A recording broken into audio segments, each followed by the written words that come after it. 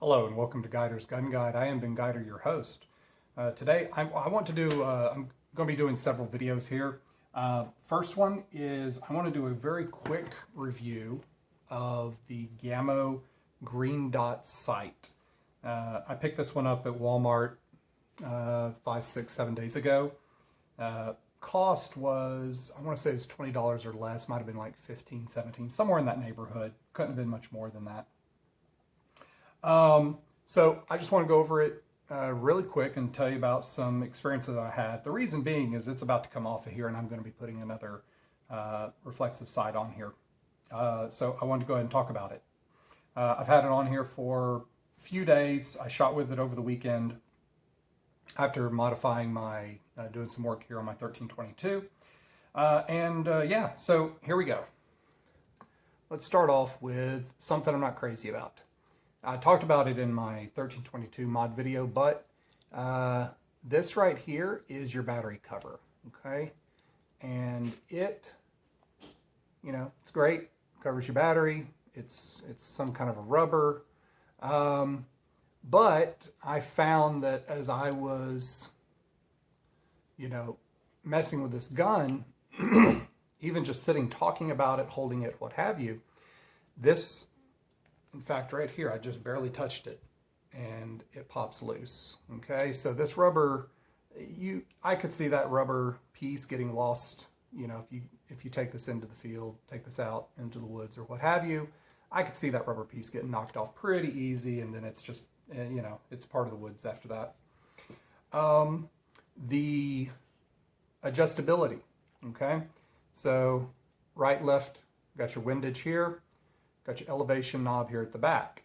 As you turn the elevation knob, the screw in the top actually turns. I haven't tried to secure it, but it likes to move with you.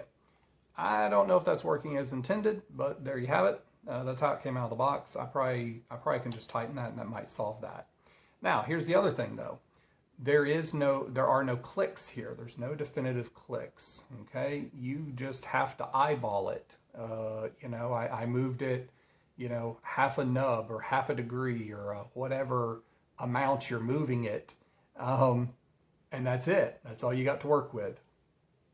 Now, that being said, for the price, what you get, so let me go ahead and do this. I didn't do this to begin with, but I didn't do it on screen. But, you know, clear, we're empty. I'll go ahead and decock it. Okay, there we go. Because I'm about to turn this in my direction so y'all can see this. The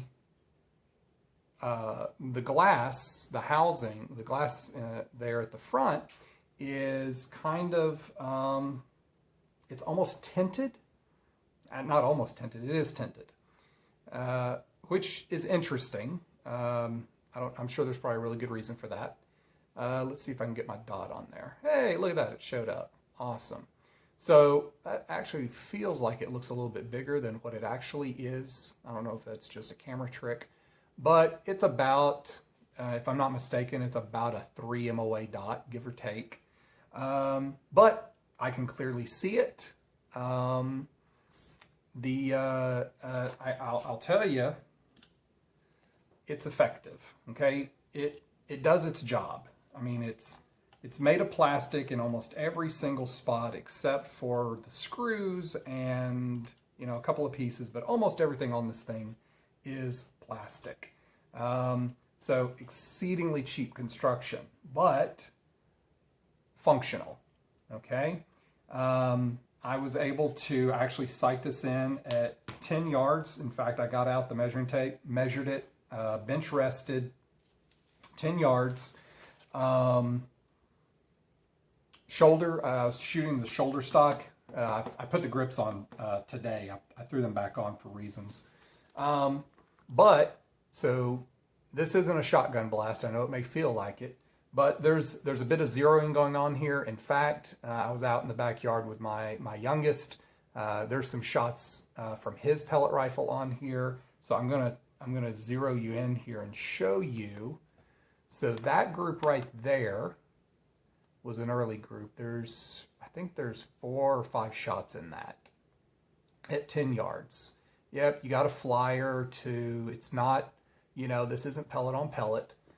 But I will tell you that is enough to take a pest animal.